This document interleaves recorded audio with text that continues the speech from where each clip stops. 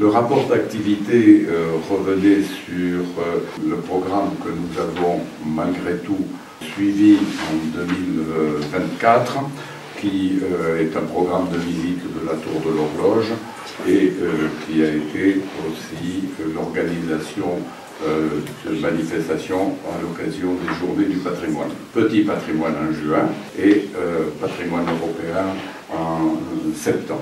Nous avons terminé l'année par une conférence faite par l'atelier de Ricou, lequel atelier de Ricou a effectué un diagnostic des peintures de la salle des échevins de la Tour de l'Horloge en préparation de la restauration de ces peintures. Cette conférence a été remarquable à tout point de vue, très documentée, très intéressante. Elle était animée par Cyril de Ricou lui-même, qui, le matin même du 29 novembre, participait à la réception des travaux de Notre-Dame. Notre objectif était la restauration des peintures de la salle des échevins de la Tour de l'Horloge. Ça y est, nous pouvons partir sur cette restauration, car notre objectif était de collecter des fonds pour faire en sorte que la ville d'Avallon n'ait pas d'euros à débourser. Et ceci est possible car nous avons collecté déjà, en 7 ans, 11 000 euros sur un budget qui va avoisiner les 50 000 euros. L'État prend 35% et nous prendrons le complément grâce à la Fondation du patrimoine qui donne 1,40 € pour 1 euro collecté.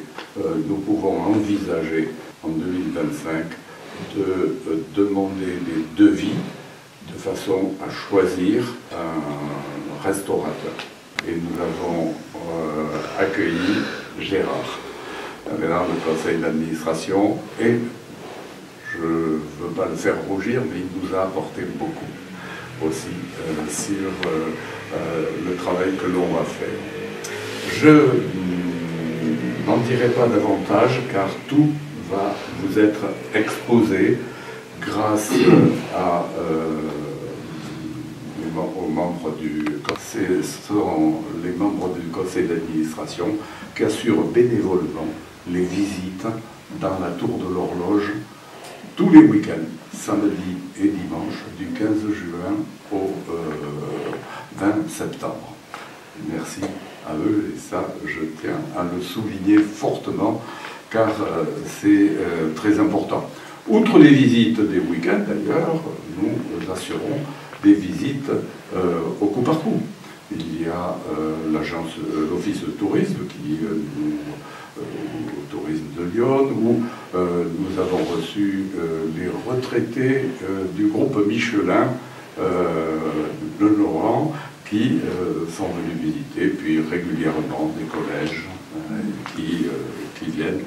Et cela assure un rayonnement de la Tour de l'Horloge qui n'est pas peu commun.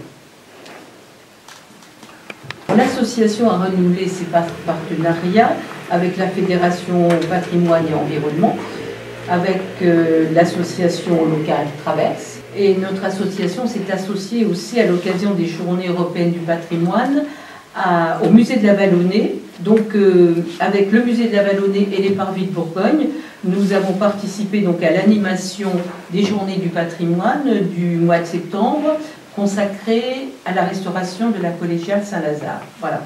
Et ça a très bien fonctionné. Il y avait 3 lieux côte à côte, ça a très bien fonctionné. Concernant les travaux de la salle des Sèchevins, ben oui, la ville a effectué ce qu'elle avait promis, c'est-à-dire elle avait promis de réparer quand même les fuites sur les toits, qui était absolument nécessaire avant de faire n'importe quel travaux.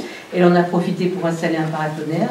Les animations, ben, elles se renouvellent comme chaque année. La tour s'ouvre pour la période estivale, pour les journées, ce qu'on appelle du petit patrimoine et des moulins, qui ont eu lieu le 22 et 23 juin cette année.